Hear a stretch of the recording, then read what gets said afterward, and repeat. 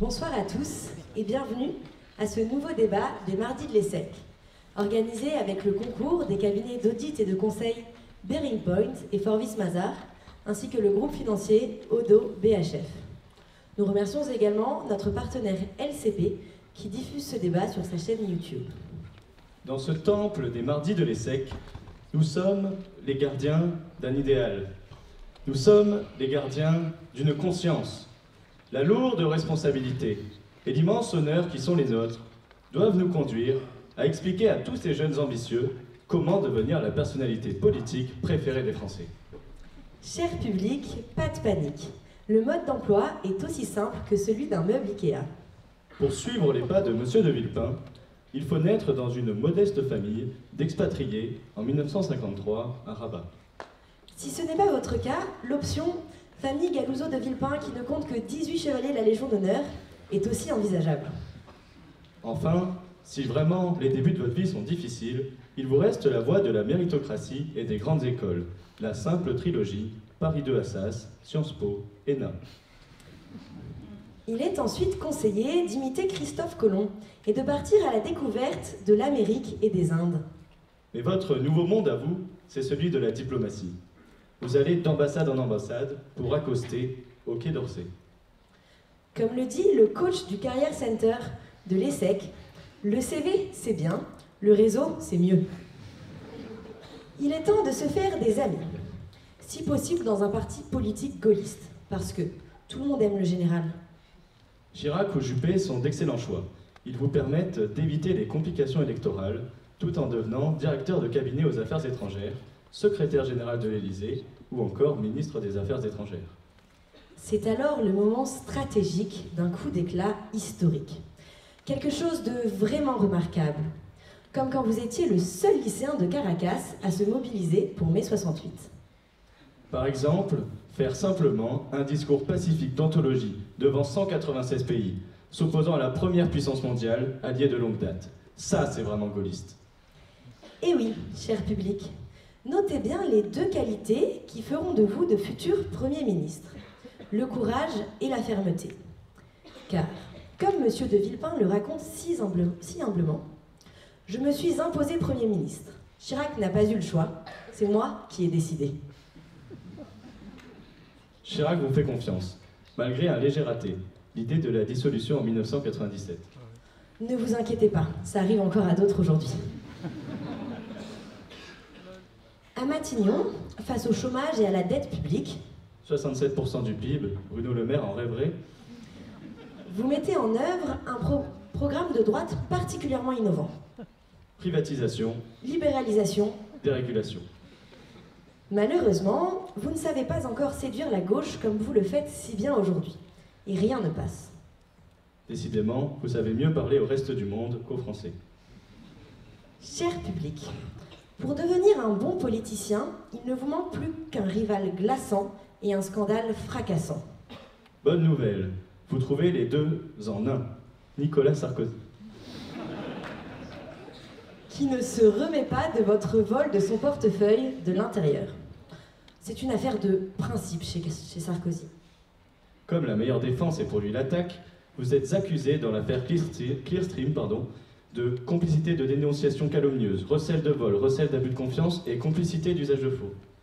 Rien ne va plus. Votre domicile et votre bureau sont perquisitionnés et votre potentielle candidature pour l'élection présidentielle de 2007 tombe à l'eau. De quoi laisser le champ libre à votre alter ego pour prendre le pouvoir. Cependant, une fois élu, il ne vous inclut pas dans son gouvernement. Étonnant. Cher public, c'est maintenant l'étape clé de la remise en question. Faut-il jeter l'éponge, capituler et simplement tourner la page? Se dire que les élections de 2012, c'est pour les petits?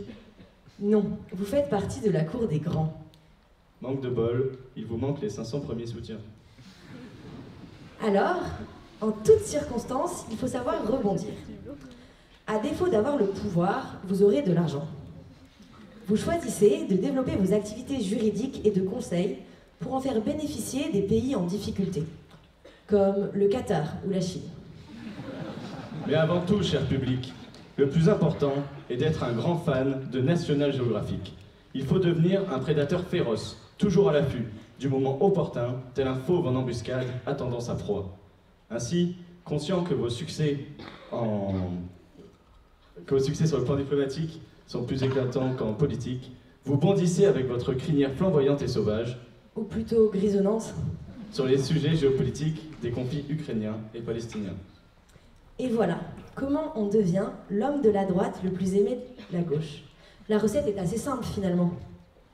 La suite du mode d'emploi n'est pas écrite. Qui sait si elle le mènera enfin par les urnes à l'Élysée. Monsieur de Villepin, cher public, nous vous souhaitons à tous un merveilleux débat.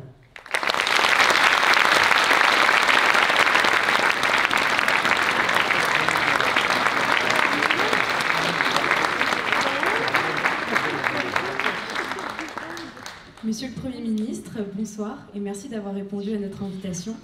Votre intervention s'inscrit dans le cadre de cette semaine des mardis placée dans le thème « Refonder la République ».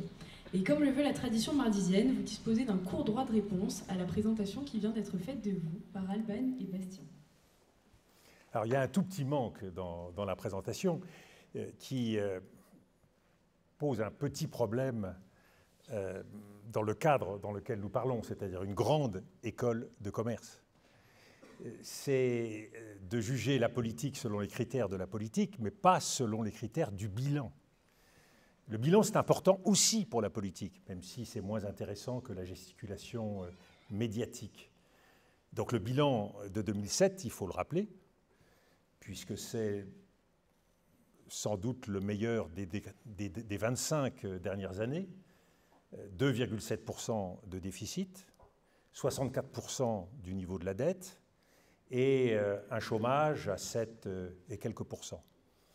Donc ça fait partie des choses. Mais ce qui est intéressant, c'est qu'effectivement, la connotation politique, le jeu politique, l'emporte sur la réalité du travail effectué. Le résultat, c'est qu'en France, seul compte la conquête du pouvoir, mais pas l'exercice. Puisque tout le monde se fout de savoir ce qui marche ou ce qui ne marche pas.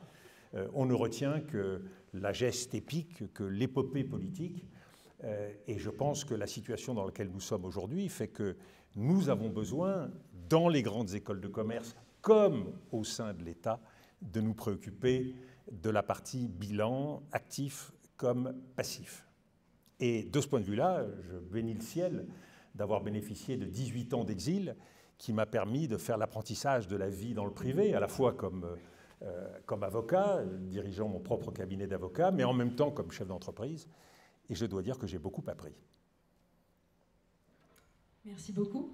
Notre échange se structurera donc en 3 parties. Tout d'abord, une rétrospective sur vos années d'engagement au service de l'État, puis une vision de l'esprit gaulliste et de la France dans le monde, et enfin, sur le thème « Refonder la République » et vos projets pour demain. Donc on va commencer avec la première partie, donc rétrospective sur vos années d'engagement au service de l'État. Et tout d'abord au sein de la diplomatie, puisque comme l'a rappelé Alban et Bastien, vous avez exercé votre première fonction ministérielle en tant que ministre des Affaires étrangères entre 2002 et 2004. Et il y a une série de bandes dessinées qui est sortie à ce sujet, qui s'appelle Quai d'Orsay, de Christophe Blain et Abel Lanzac, et qui s'inspire de votre passage là-bas. Et donc on vous y voit comme incarnant un pouvoir tiraillé entre urgence, communication et conviction aussi. Et est-ce que vous êtes reconnu dans cette bande dessinée? Et que dit-elle selon vous du fonctionnement de notre diplomatie? Alors, j'ai beaucoup aimé la bande dessinée. Abel Lanzac était un de mes collaborateurs au cabinet, donc il connaissait bien l'intérieur du cabinet. J'ai beaucoup moins aimé le film, que j'ai trouvé peu en phase avec la réalité. Tout l'intérêt pour moi de la bande dessinée, c'est d'expliquer ce qu'est l'ambition d'un ministre quand on est à la tête d'un ministère d'urgence, comme l'est le Quai d'Orsay. Comment on fait pour faire travailler 15, 20 jeunes diplomates entre 15 et 18 heures par jour, sans jamais baisser les bras. Quand vous avez votre conseiller Moyen-Orient qui vous rejoint dans l'avion pour vous présenter le discours et que le discours ne va pas du tout et qu'il est 3 heures du matin et qu'il doit repartir et écrire le discours parce que celui-ci n'est pas satisfaisant, il faut trouver les moyens de leadership, les moyens d'entraîner une équipe, de la faire adhérer à vos objectifs. Et ça ne peut pas passer par de simples schémas rationnels, parce que je crois que personne ne serait capable de le faire sur cette base-là. Donc il faut une dimension affective, il faut une dimension d'entraînement, il faut beaucoup de passion. Et c'est donc une aventure commando que de diriger un ministère comme le Quai d'Orsay ou comme le ministère de l'Intérieur. Et il faut entraîner tout le monde dans quelque chose qui ne ressemble à rien, et tous ont le sentiment de vivre quelques années qui ne ressembleront pas à d'autres années. Donc oui, c'est comment faire entrer dans une vie d'inconfort, de trépidation, de difficulté, d'insomnie, comment faire rentrer des jeunes qui pourraient gagner 100 fois plus d'argent et de façon beaucoup plus confortable, proche de leur famille, alors que là, ils sont embarqués dans quelque chose qui ressemble à un ouragan et qui n'a pour seul objet que de participer à quelque chose qui en vaut la peine. Et alors, comment faire entrer ces jeunes? Comment faire? Par la passion, par la folie, par ce quelque chose en plus qui fait qu'on est en permanence entre tension, passion, idéal, quelque chose qui toujours pousse à l'extrême pour obtenir le meilleur de ses équipes. C'est assez proche de ce qu'est un commando en temps de guerre, pour entraîner des jeunes dans les montagnes d'Afghanistan ou dans d'autres territoires. Les photos sont bien choisies. Eh bien, il faut quelque chose de plus. Vous n'obtenez rien sur une simple base de comportement purement normal, entre guillemets. Il faut donc être capable d'entraîner et de rentrer dans quelque chose d'exceptionnel. Merci. Un autre sujet, mais qui est très important sur vous, c'est votre discours à l'ONU en 2003 en tant que ministre des Affaires étrangères contre l'intervention militaire en Irak. Vous y avez rappelé que la seule légitimité est issue du droit international et doit fonder l'action des États. Mais depuis, il semble que le monde a changé. Les puissances s'affranchissent de plus en plus des règles de l'ONU. Et des dirigeants comme Trump, Bolsonaro ou Poutine tournent ostensiblement le dos au multilatéralisme. Est-ce que vous pensez qu'aujourd'hui, on peut toujours concrètement faire primer le droit sur la scène internationale? Alors c'est un combat de tous les jours, et vous avez raison, on est dans un monde totalement nouveau, qui est marqué par des caractéristiques qui sont propres à ce modèle qui émerge. Première caractéristique, c'est l'illimitisme, il n'y a pas de limite, et donc il n'y a pas de règles, pas de garde-fous. C'est toujours plus de puissance, toujours plus de prédation. En résumant, c'est taxer pour Trump, c'est en même temps cliquer, faire marcher l'économie numérique et aspirer les données du monde. Et bien sûr, forer, puisqu'il s'agit de prendre dans le ventre de la planète ce qui reste de ressources, sachant que ces ressources sont limitées aujourd'hui. Donc cette logique d'illimitisme s'ajoute à une logique d'hybridité qui est très nouvelle. Il n'y a plus de différence entre la politique intérieure et la politique extérieure. Il n'y a plus de différence entre la guerre et la paix dans un monde où la guerre hybride gagne progressivement de plus en plus d'importance, et donc la distinction est difficile à faire. Et il y a de moins en moins de différence entre le public et privé. Et quand on regarde Donald Trump faire son voyage au Moyen-Orient, on a même quelques doutes sur ce qui reste du public. Donc, on est dans un monde complètement nouveau. Et il y a deux facteurs qui s'ajoutent à ça, deux dérives qui aggravent encore ce phénomène. La première dérive, c'est la dérive identitaire. Tout est identité. Regardez le débat politique français. Nous sommes dans une spirale de mesures toujours plus dures en matière sécuritaire, toujours plus dures en matière judiciaire. Il y a un effet d'entraînement. Et parallèlement, il y a les nouvelles technologies qui contribuent à la polarisation du débat politique. Et donc, nous sommes dans un monde où la règle s'efface et l'absence de limite devient au contraire la règle. Donc, se battre pour rétablir le droit international, se battre avec le droit international pour rétablir l'exigence de justice, c'est un débat existentiel. On le voit en Ukraine, puisque la question c'est de savoir si, face à l'agression russe, nous sommes capables de faire respecter les principes en Europe et de marquer clairement nos positions et de refuser un ordre qui serait un ordre mouvant qui nous menacerait, demain les pays baltes, la Pologne ou d'autres États, faire respecter au Proche-Orient, à Gaza, faire respecter le droit international qui est bafoué depuis des décennies et qui conduit une injustice à se pérenniser, et avec cette injustice, une insécurité, une violence, un terrorisme qui est évidemment un danger pour l'ensemble des pays de la région et la communauté internationale. Donc si on veut revenir à un ordre et à une sécurité durable, il faut fonder la paix, il faut fonder l'ordre international sur une double exigence de respect du droit et de respect de la justice. Et cet ordre de 1945 qui est en voie d'épuisement, puisque on voit bien que plus rien ne marche, ni les organisations internationales, ni la concertation internationale, eh bien, il faut donc rentrer dans un nouveau monde qui sera refondé et par le droit et par la justice. Mais vous dites qu'il faut revenir à ce droit international, mais a-t-il jamais existé? Est-ce que l'ONU, à l'origine, n'était pas une utopie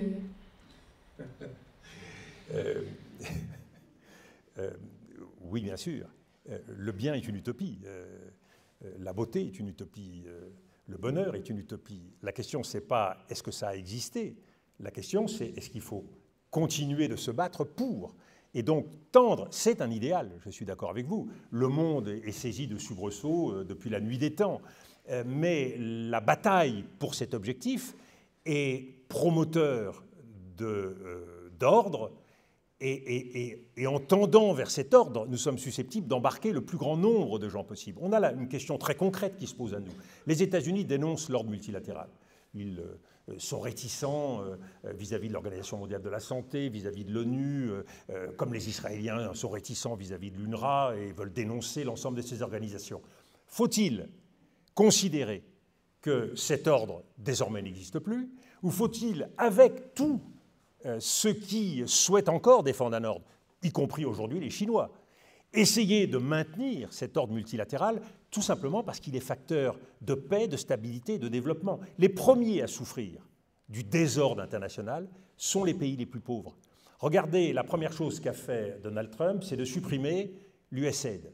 L'USAID, c'est ce qui vient en aide aux femmes qui sont seules, aux orphelins victimes du sida, aux enfants qui n'ont pas de quoi apprendre à lire et à écrire, ou même à se nourrir.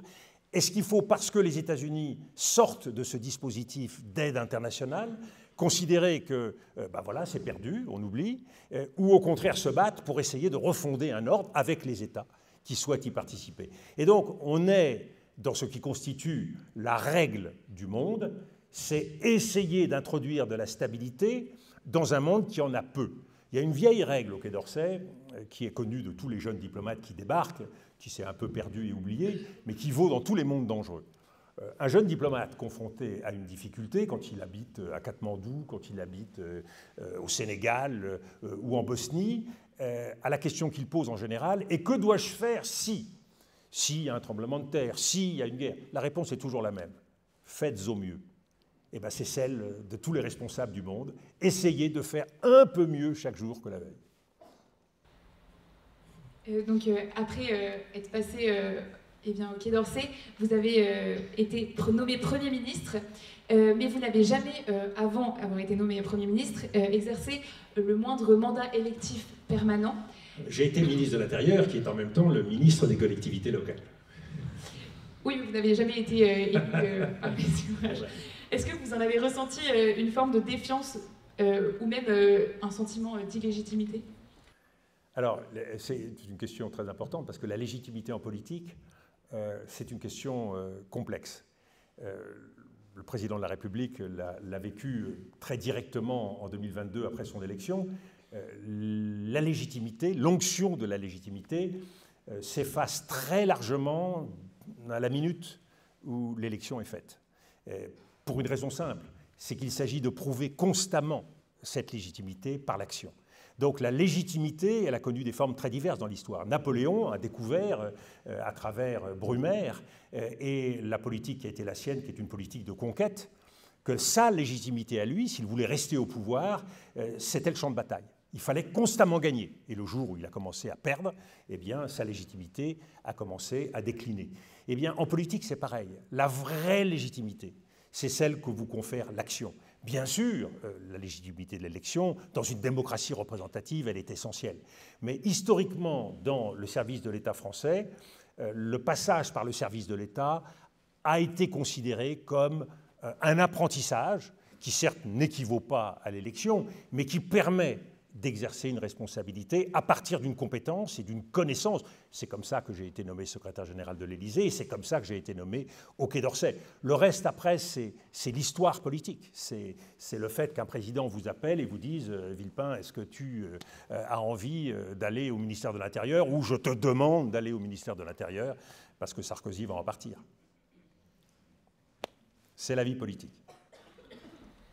En parlant de ministère, l'un des moments les plus marquants de votre passage à Matignon reste le contrat première embauche en 2006. Ce dispositif, pour rappel, visait à lutter contre le chômage des jeunes en facilitant leur embauche via une période d'essai de 2 ans durant laquelle l'employeur pouvait les licencier et ce sans motif. Malgré une forte opposition, y compris de votre propre camp, vous avez tenu bon jusqu'à ce que la mobilisation massive des syndicats et de la jeunesse vous contraigne à reculer. Était-ce pour vous une erreur de diagnostic, de méthode ou simplement de calendrier? Et au-delà du CPE, qu'avez-vous appris, qu'avez-vous retenu de cet affrontement sur l'exercice du pouvoir en France? Est-ce que gouverner, c'est nécessairement affronter la rue? Alors gouverner, c'est d'abord agir. Et c'est pour ça qu'avant le contrat première embauche, il y a eu un autre contrat, le contrat nouvelle embauche, qui a permis de lutter très efficacement contre le chômage et donc de faire régresser le taux de chômage assez sensiblement. Et c'est parce que le contrat nouvelle embauche avait réussi, et surtout parce que nous venions d'affronter la crise des banlieues, que j'ai décidé de lancer le contrat première embauche. Et le contrat première embauche, c'était d'abord un contrat égalité des chances. C'était tous ces jeunes qui venaient me voir à Matignon et que j'allais voir pendant la crise des banlieues et au sortir de la crise des banlieues, qui me disaient tous, on a bac plus 3, bac plus 4, bac plus 6, et on ne nous propose ni stage, ni emploi. Et donc, face à ça, je me suis dit, établir dans la durée un partenariat entre un chef d'entreprise et un jeune, dans la durée, ça donnera au moins à un jeune une expérience et des raisons au chef d'entreprise qui connaîtra ce jeune de l'embaucher.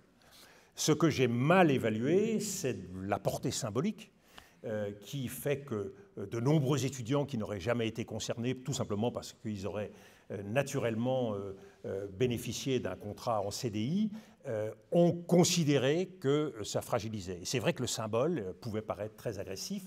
Et donc oui, c'est une erreur que j'ai faite, une faute que j'ai faite d'appréciation, et surtout dans un contexte très contraint, puisque j'avais peu de temps, nous étions à la fin du 2e mandat de Jacques Chirac, et dans un temps aussi contraint, on n'a pas droit à la faute. Quand ça commence à ne pas marcher, on ne peut pas se retourner, ce qui a conduit Jacques Chirac et moi-même à décider de retirer, alors que la loi avait été passée, de retirer ce contrat. Donc c'est un exemple de ce qui constitue, à mon sens, une règle politique. C'est trouver le bon équilibre entre la nécessité de l'action, et on sait qu'en France, la réforme est souvent difficile, et le fait qu'à un certain moment, cette action vient contrarier le fonctionnement social et le fonctionnement de la société, et l'intérêt commun et général est plutôt de revenir sur cette décision. Emmanuel Macron a tiré des conséquences différentes de la réforme des retraites. Et on voit le mal-être profond qui existe aujourd'hui dans la société française.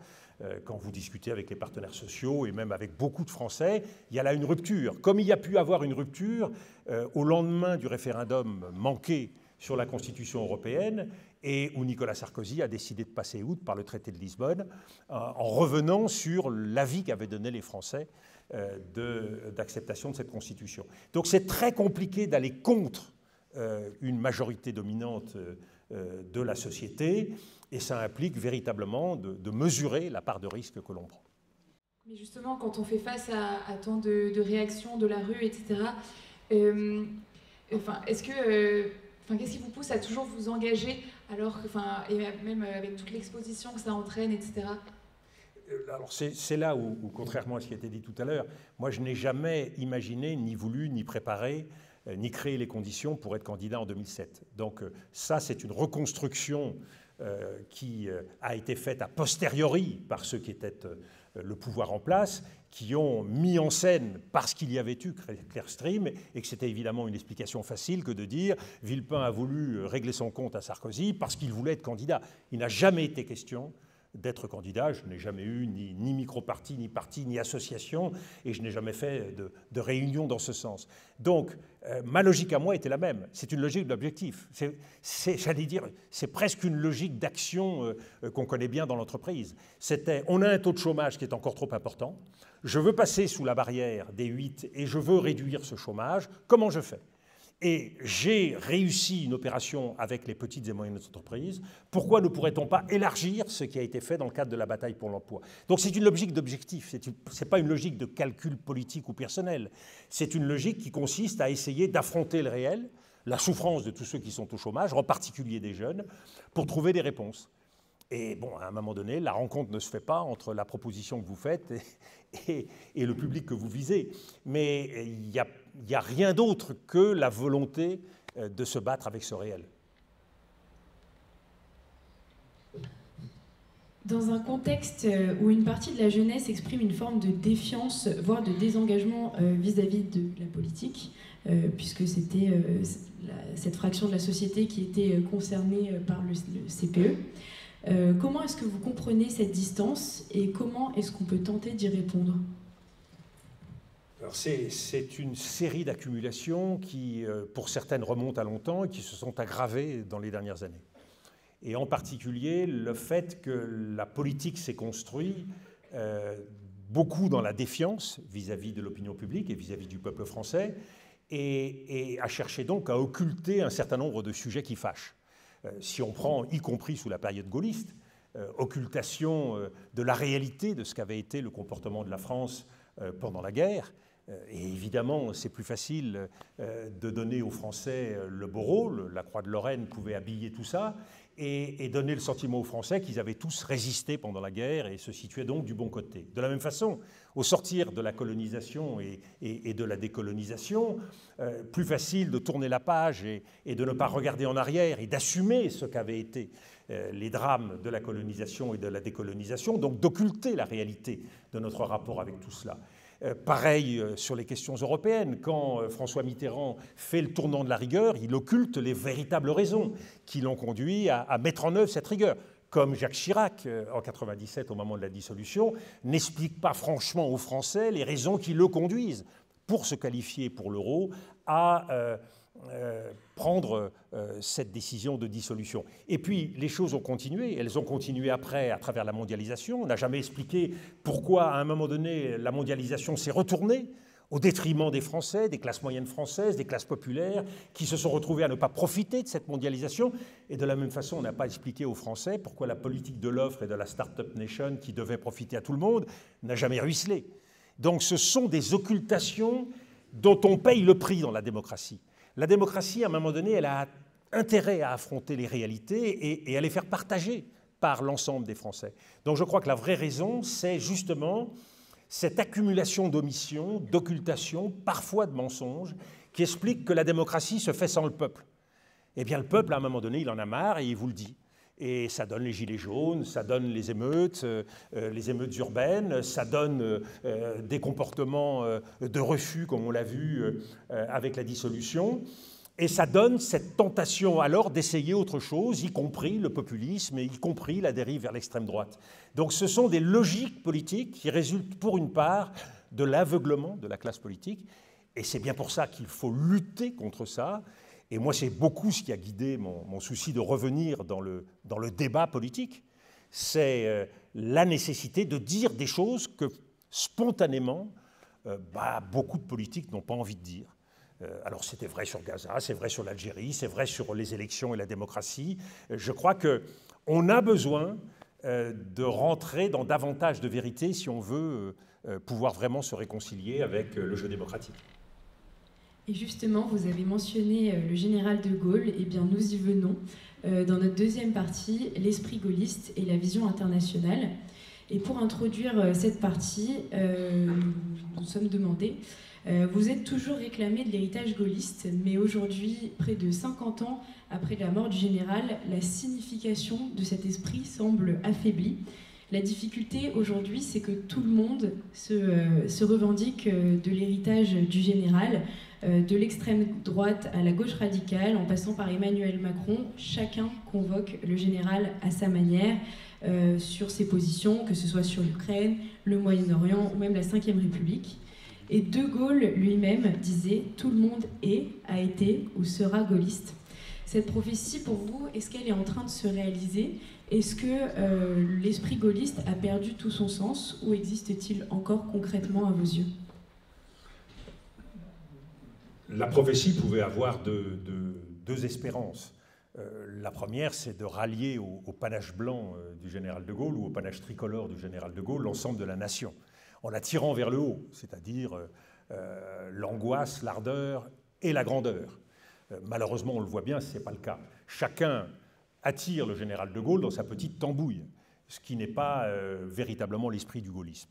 Le gaullisme, il est épris d'action, et c'est pour cela que ce n'est pas une idéologie, c'est une pratique, c'est une exigence, à la fois une exigence dans la façon de faire de la politique et dans la capacité à prendre des décisions. Quand on regarde toute la vie du général de Gaulle, pendant la guerre, au sortir de la guerre, la capacité qu'il a à s'éloigner du pouvoir quand les conditions ne sont pas réunies, en 1958, la façon qu'il a de redresser la France, c'est toujours d'emprunter le chemin difficile. Et c'est jamais de moyenner, jamais de se compromettre ou d'accepter la moindre compromission, même s'il y a les exigences de l'action qui impliquent de transiger avec le réel et avec les exigences de la politique. Donc je pense qu'on brade et on banalise ce qu'est le gaullisme. Le gaullisme, c'est en vérité très difficile à mettre en œuvre. Et je ne vois pas beaucoup de gens qui peuvent revendiquer ou se revendiquer du gaullisme au Moyen-Orient. Quand on écoute la conférence de presse du général de Gaulle en 1967, on voit qu'il faut la capacité du général à dire quelque chose qui ne fait pas plaisir à beaucoup de gens. Donc, et quand il fait son discours de Phnom Penh, quand il fait son discours sur le dollar en 1965, c'est quand même la capacité à remettre en cause l'ordre établi. C'est un homme de transgression, mais de transgression historique. C'est-à-dire, ce n'est pas quelqu'un qui transgresse comme Donald Trump pour le bon plaisir de transgresser. Même s'il faut rendre à Donald Trump parfois la capacité à agir dans certaines situations, ce qu'il fait aujourd'hui en Syrie ne manque pas d'un certain courage. Mais dans le cas du général de Gaulle, c'est toujours appuyé sur une vision politique. C'est appuyé sur une vision de l'histoire. Il sait, dans son discours de Phnom Penh de 1966, que les États-Unis sont en train de s'enferrer, de se fourvoyer, et qu'ils vont échouer là même où nous avons échoué avec le départ précipité en 1954 du Vietnam. Il sait, quand il voit les privilèges exorbitants du dollar, que la position des États-Unis met à mal l'ordre international. Donc je crois que cette exigence-là de rupture, cette capacité de rupture, elle doit nourrir la réflexion politique, elle doit nourrir la leçon politique, mais elle doit toujours se faire avec un amour de la France et un refus de la facilité. Vous voyez par exemple ce démon qui a saisi la politique française et qui a saisi l'extrême droite et bien sûr la droite, dans cette tentation illibérale, cette tentation identitaire, qui consiste pour tout problème à considérer que la solution est simple. Il suffit de durcir un peu plus le bouton ou d'enfoncer un peu plus durement le clou ou de tourner un peu plus le bouton pour renforcer la mesure qui a été prise la veille. Ça vous explique qu'on a eu, je ne sais pas combien, des dizaines de lois sur l'immigration, des dizaines de lois contre l'insécurité, et que tout ça n'aboutit à rien et ne renforce pas ni la sécurité, ni le retour des immigrés légaux chez eux. Donc cette exigence-là, du résultat et de l'action, oui, il faut la rappeler à la classe politique. Mais justement, donc vous faites partie de cette lignée gaulliste et vous osez dire ce que les gens ne veulent pas entendre. Et depuis les massacres du 7 octobre 2023 et la riposte israélienne à Gaza, vous êtes devenu l'un des visages médiatiques les plus actifs de la cause palestinienne. Et tout ça vous a valu un bon nombre de critiques. On y voit un prolongement de la tradition française dite pro-arabe. Et puis, on y voit aussi cette tradition qui est fondée sur le non-alignement et la critique des logiques atlantistes, qui est parfois aussi interprétée comme un anti-américanisme de principe plutôt qu'une véritable indépendance. Qu'est-ce que vous répondez à ces critiques et ces accusations? Et comment définiriez-vous aujourd'hui une position française à la fois juste, lucide et audible sur les conflits israélo-palestiniens? Alors, il y a deux questions différentes. La première, c'est comment on peut aider, contribuer au règlement d'une crise comme le conflit israélo-palestinien.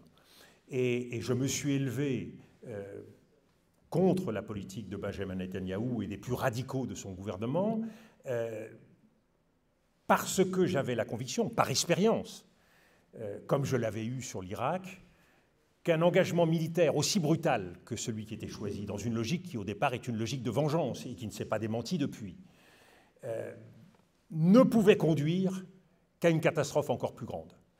Et que l'engagement, le recours à la force, sans objectif politique, et là manifestement c'est le cas, puisqu'il n'y a aucune stratégie pour donner un avenir aux Palestiniens, au-delà de la poursuite brutale contre le Hamas, mais aussi contre tous les Palestiniens de Gaza, qui sont mis d'une certaine façon dans le même sac. Et on voit bien aujourd'hui qu'on a franchi un cap supplémentaire, puisqu'aujourd'hui, la nouvelle étape, c'est prendre en main soi-même l'ensemble de la distribution humanitaire, en liaison avec des ONG américaines, et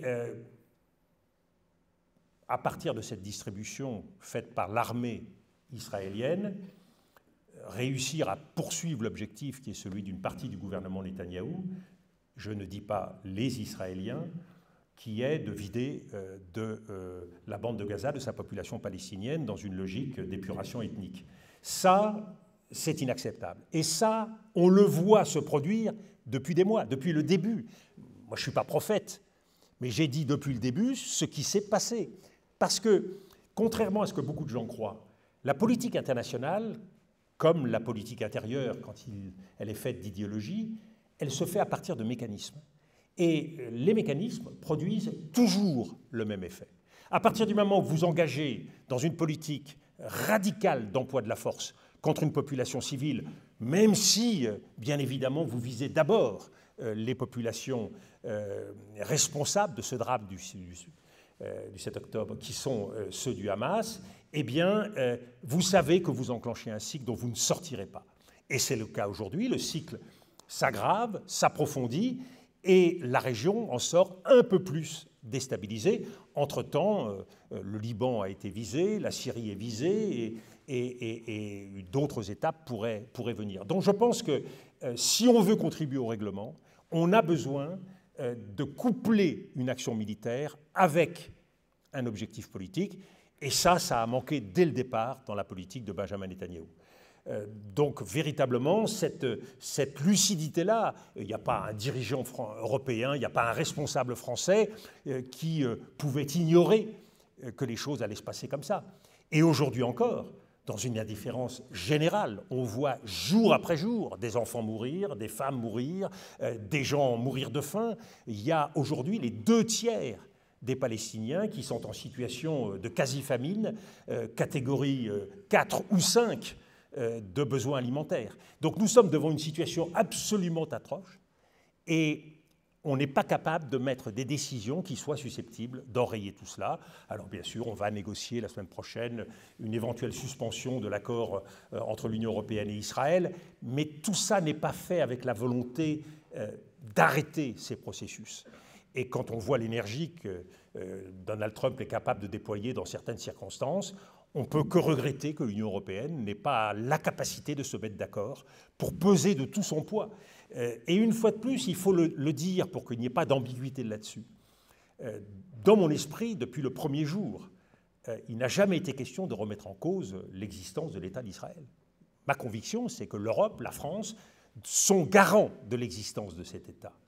Mais il s'agit de remettre en cause les moyens qui sont employés à travers des doctrines d'emploi militaire qui posent problème, y compris à une partie de l'armée israélienne et à une partie aujourd'hui de la population israélienne.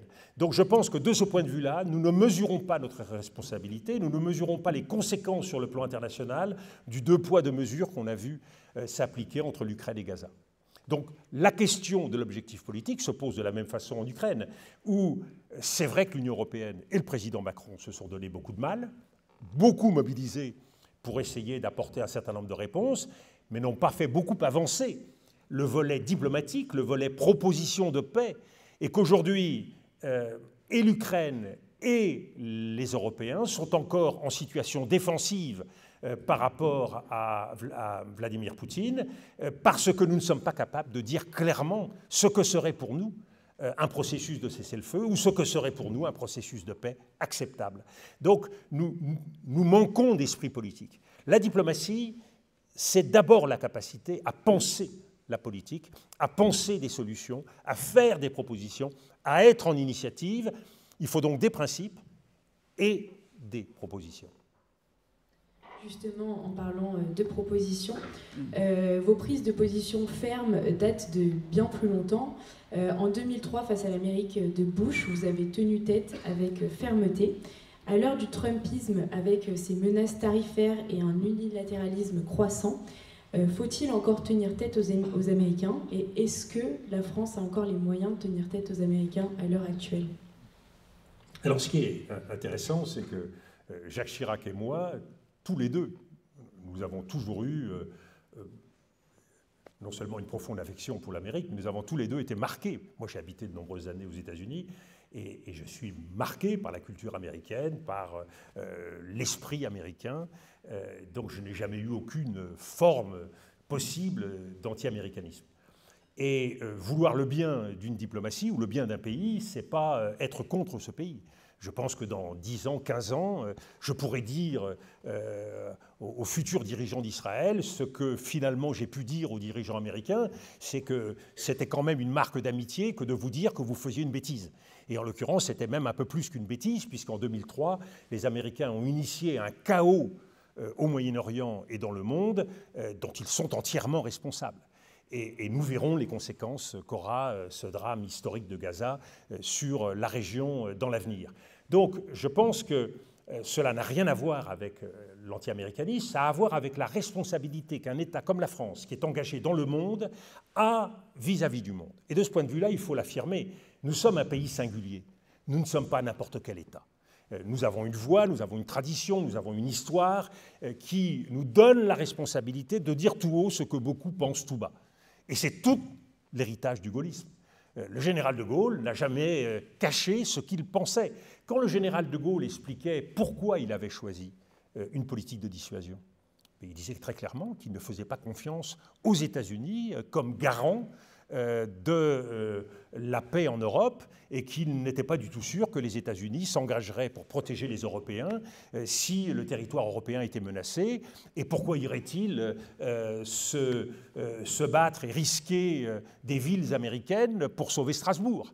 Cette question qu'il a posée à l'époque, au moment où nous sommes sortis de l'organisation intégrée de l'OTAN, eh bien, il a une étonnante résonance quand on voit aujourd'hui les Européens ouvrir les yeux, parfois comme des lapins devant les phares, pour s'étonner du revirement américain. Mais ce revirement américain, il était écrit. Moi, ça fait des années que je sais que les choses vont se passer comme ça. Parce que, par définition, l'histoire du monde, elle change. Il y a un basculement de la puissance, un basculement géopolitique qui fait que les États-Unis ont vocation à regarder de plus en plus vers l'Asie. Regardez, et c'est intéressant pour votre Assemblée, sur le plan professionnel, le réservoir de croissance que constitue l'Asie aujourd'hui. En 2050, ce sera 57, près de 60% de la croissance mondiale. Quand on voit ce que cela représente, vous imaginez bien que les États-Unis sont très désireux de se tourner de ce côté-là du monde pour assurer la primauté de l'économie américaine et du pouvoir américain, avec une double disruption pour les États-Unis. La première, c'est que les États-Unis, dans les prochaines années, avant 2050, vont être confrontés au basculement ethnique de leur propre État. La majorité sera une majorité de couleur aux États-Unis. Et ce n'est pas, quand on cherche à comprendre ce qu'est le Trumpisme, dans la révolte des petits blancs du Middle West et d'ailleurs, ce n'est pas pour rien que ça se produit maintenant. C'est que bien évidemment, les États-Unis vont changer considérablement. Et le deuxième basculement, c'est que la Chine a vocation à être de plus en plus une puissance importante. On voit le chemin qu'elle a parcouru depuis 2001, son entrée dans l'Organisation mondiale du commerce. Et la Chine, de ce fait-là, va postuler pour la première place dans l'économie mondiale. Ce qui veut dire, pour les Américains, qu'un État non caucasien, comme on le dit dans les passeports américains, qu'un État non caucasien pourrait être la première puissance du monde, ce qui pour eux est très difficilement acceptable. Donc, voyant le monde changer, eh bien, ils réorientent leurs intérêts diplomatiques, ils réorientent leurs instruments d'action militaire, économique, vers la zone géographique qui, pour eux, est aujourd'hui là où se joue l'avenir du monde. Mais justement, là où se joue l'avenir du monde, dans cette confrontation entre les États-Unis et la Chine, vous avez écrit que l'Europe y joue sa peau. Est-ce que, au cœur de cette guerre commerciale dans laquelle l'Europe semble entraîner malgré elle, la France peut-elle encore prétendre jouer un rôle stratégique autonome ou doit-elle se résigner à n'être qu'un acteur secondaire ? Alors c'est le véritable enjeu et c'est ce qui est passionnant dans la période que nous vivons. C'est pour ça que c'est difficile d'avoir 20 ans ou 30 ans dans le monde d'aujourd'hui. Mais en même temps, ce à quoi vous assistez, c'est un basculement comme il s'en produit tous les 2, 3, 4 siècles. Donc c'est véritablement l'histoire qui se fait sous nos yeux. Moi, j'ai vu dans les 10 dernières années la mondialisation se fracturer, la Chine prendre une importance et une puissance qui défie tous les entendements. Et j'ai vu les États-Unis se rétrécir, se recroqueviller, et je vois l'Europe aujourd'hui considérablement hésiter. Cette Europe, elle est prise en étau entre deux mastodontes, la Chine et les États-Unis. Elle est prise en étau devant des États néo-impériaux qui, aujourd'hui, mettent soit la puissance au premier chef, c'est le cas des États-Unis, soit le contrôle de leur société au devant, c'est le cas de la Chine, soit le désordre et la gestion du désordre au devant, c'est le cas de la Russie. Si l'Europe ne sait pas ce qu'elle veut, elle sera ce qu'elle a vocation à devenir, une variable d'ajustement. Quand on regarde en arrière sur 10 ans, l'hémorragie des talents français vers les États-Unis a quelque chose d'effrayant. Nous serions de très loin la première puissance mondiale en matière technologique si on avait su garder nos ingénieurs. Et ils restent aujourd'hui parmi les meilleurs du monde. Nous fabriquons parmi les meilleurs ingénieurs du monde. Si nous ne sommes pas capables, avec nos partenaires européens, de relever le défi, qu'est-ce que nous allons perdre? Parce que c'est ça fondamentalement la question. Nous n'allons pas simplement devenir petits, nous allons perdre la démocratie. Dans la variable d'ajustement, qu'est-ce qui va se passer? L'intérêt des Américains aujourd'hui, ils ont intérêt à vassaliser l'Europe. Pourquoi? L'Europe, c'est évidemment un grand marché de consommation. 500 millions de consommateurs. Pour l'économie américaine, c'est très important. Pour l'économie chinoise, c'est peut-être encore plus important en ce moment, dans la mesure où les portes des États-Unis se ferment. Donc, c'est un grand marché. Mais c'est aussi un immense marché de services. Et qu'est-ce que c'est qu'aujourd'hui un marché de services? C'est d'abord un marché de haute technologie et c'est d'abord un marché des technologies numériques. Et les technologies numériques, elles vous permettent deux choses. Elles vous permettent bien sûr de gagner beaucoup d'argent. Les plateformes font beaucoup d'argent en Europe. Et ce n'est pas un hasard si Elon Musk et un certain nombre de grands dirigeants techno-entrepreneurs s'intéressent au marché européen. C'est parce qu'ils veulent mettre la main sur les données européennes. Et en mettant la main sur les données européennes, ils font d'une pierre deux coups, ils mettent la main sur les esprits européens. Car si vous disposez des données, vous influencez les esprits. Et c'est là où l'Amérique s'est rapprochée des régimes illibéraux, donc de la Russie, mais s'est rapprochée aussi de tous les illibéralismes européens. L'AfD en Allemagne, l'extrême droite en Grande-Bretagne. Et si vous jouez avec les illibéraux, avec les régimes d'extrême droite un peu partout en Europe, eh bien vous achetez pour pas cher les gouvernements de l'Europe, et ces gouvernements feront exactement ce que leur maître leur dira de faire. Donc la démocratie est en danger. Deuxièmement, l'État-nation est en danger. Pourquoi? Aujourd'hui dans le monde, l'affirmation des néo-empires, ça veut dire quoi? Ça veut dire que ceux qui ont le vent en poupe sont les États-civilisations.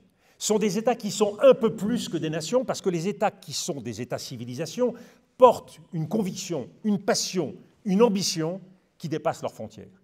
Donc un État-civilisation comme la Chine, un État-civilisation comme la Turquie, comme la Perse, comme aujourd'hui les États-Unis, ça surprend mais c'est aussi le cas, sont dans un désir de projection de la puissance. Donc nous serons, nous, de petits États-nations, là encore, en grande difficulté. Puis une troisième chose que nous allons perdre, et qui est menacée dès maintenant, c'est la République. Et c'est pour ça, moi, que je mène le combat contre tous ceux qui, au nom de la République, veulent extrémiser la République. dans une version qui est une version morale autoritaire et dont la conséquence, c'est quoi? C'est de tuer la République. Pourquoi? Les valeurs de la République sont en fait des principes, la liberté, l'égalité, la fraternité, la laïcité. Et ces principes ne doivent pas être interprétés selon des règles morales, parce qu'on a tous des interprétations différentes des valeurs morales, et que ça conduit à armer la République et donc à la diviser. Nous rentrons dans une logique de guerre civile. Il faut donc que ces principes soient acceptables pour tous, et y compris la laïcité. Et c'est cette dérive, cette confusion qui s'établit dans le jeu politique français, et c'est plus facile de gagner une élection présidentielle aujourd'hui sur la base d'un combat identitaire, parce qu'évidemment, vous n'avez pas besoin de bilan et vous n'avez pas besoin de montrer votre compétence. Il suffit de crier plus fort que le voisin. Eh bien, ça, c'est l'irresponsabilité. C'est pour ça que j'ai une ambition dans les 2 prochaines années, c'est de faire en sorte que la bataille pour la conquête du pouvoir ne soit pas une bataille chimérique qui, pour la énième fois, trahisse la volonté des Français en faisant que l'exercice du pouvoir ne s'accomplisse jamais. Et là, il est temps que les responsables politiques, devant les Français, eh bien, fassent leur boulot, tout simplement, et règlent les problèmes, plutôt que de courir après des objectifs chimériques, comme remplir les prisons ou autres passions que développent un certain nombre de nos ministres. Bien vu.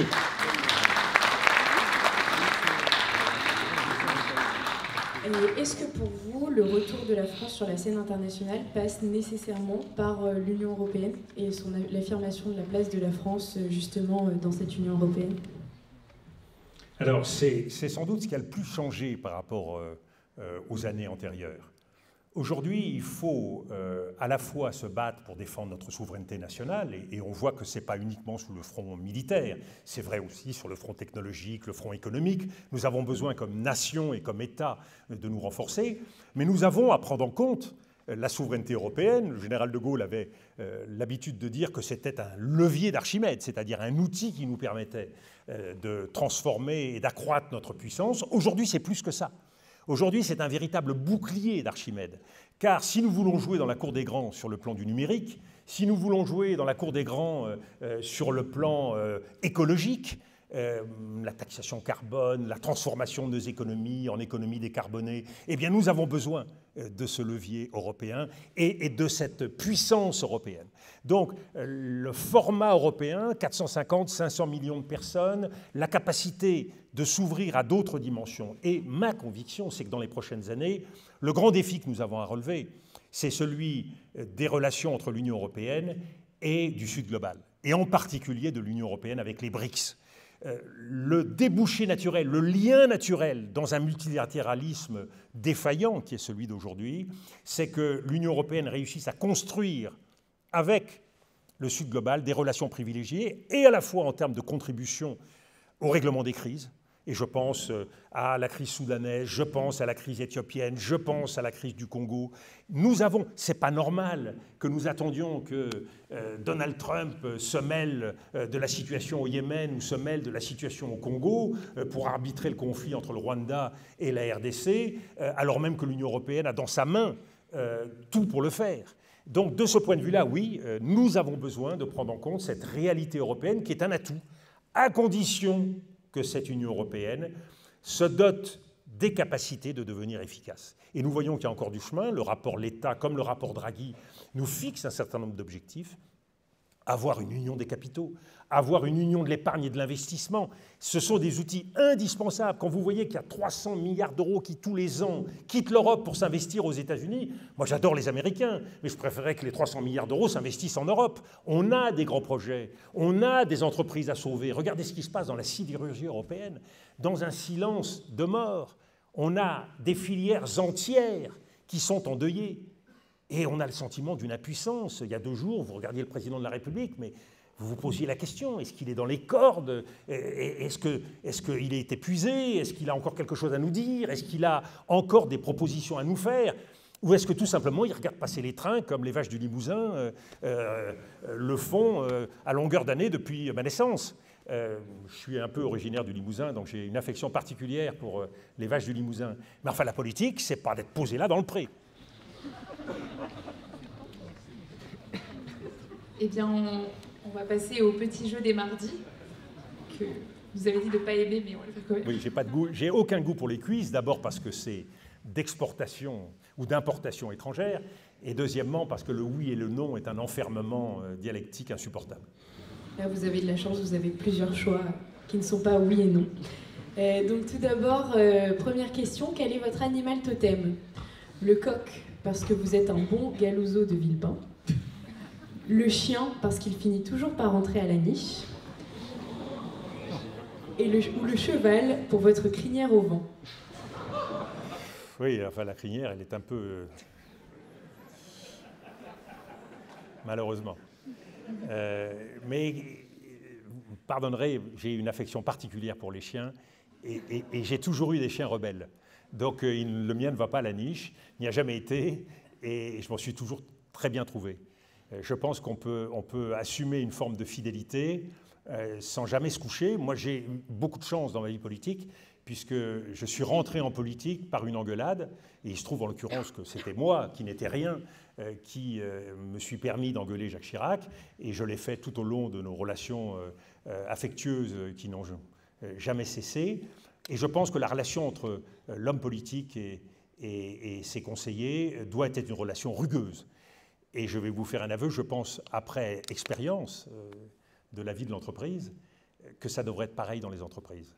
J'ai constaté, à mon grand désarroi, que l'esprit de cour était aussi puissant dans les entreprises qu'au service de l'État.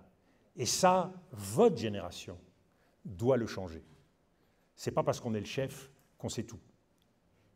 Et Emmanuel Macron devrait s'en souvenir.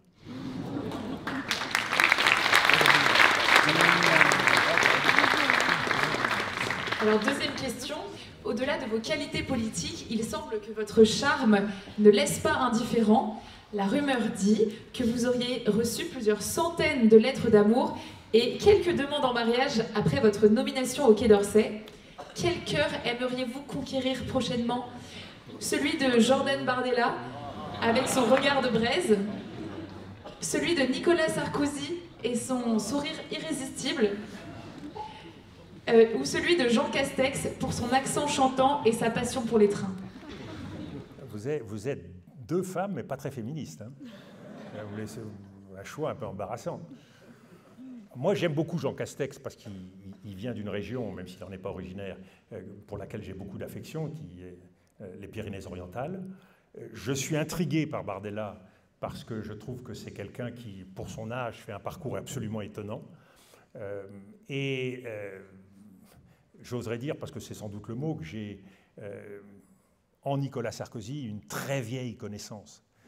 Et qu'est-ce que vous voulez ça, c'est quelque chose qu'on ne peut pas oublier.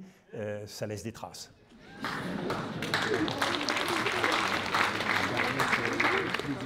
Troisième question, et rassurez-vous, la dernière. Qui est le meilleur diplomate? Alexandre Taillard de Worms, votre alter ego de la BD du Quai d'Orsay. Trump, le maître de la diplomatie unilatérale, pas d'interlocuteur, pas de contradiction. Ou Cyril Hanouna, parce qu'il parvient à garder tous les chroniqueurs autour d'une même table, alors qu'ils se détestent. Alors, Cyril Hanouna, il n'a pas d'objectif diplomatique autre que celui de faire le buzz. Je dois dire qu'il est assez en phase avec la diplomatie d'aujourd'hui, qui n'est soucieuse que de communication et pas de résultats. J'ai beau me retourner, je cherche en vain les résultats de la diplomatie française au fil des dernières années. Donald Trump, j'allais dire, il y a quelque chose chez lui.